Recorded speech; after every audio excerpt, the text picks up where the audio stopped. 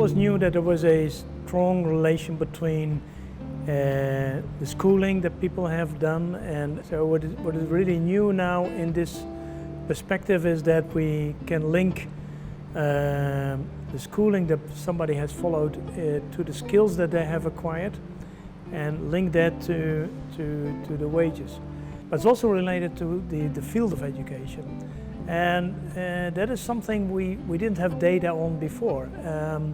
So it's also very interesting to see that within, so for example, higher education, some fields, like some of the technical fields or science, do much better also in terms, not only in terms of wages, but also in terms of skills than people from, say, humanities or social science programs.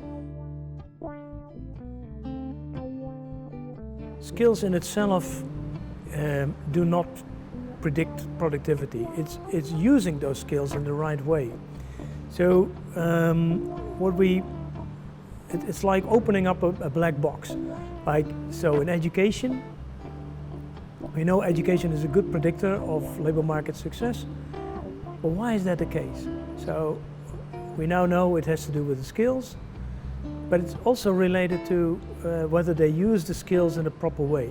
We do not only need to teach students the right, proper kind of skills, but we also need them to be able to use those skills in the proper way.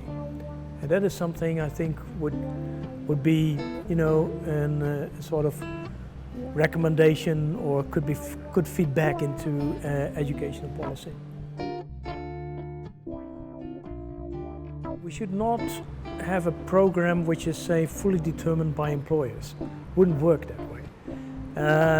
I think much of the innovation that comes from higher education is actually because there's also some freedom in skills development and in the kind of academic skills that people are being trained in. And if you would go to a program which is, say, fully determined by employers, I think that you would lose some of this more innovative, critical thinking and academic skills, which is also in the end needed.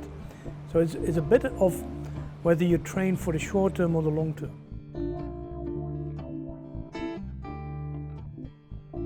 What we see is actually the systems that do best is the systems where you have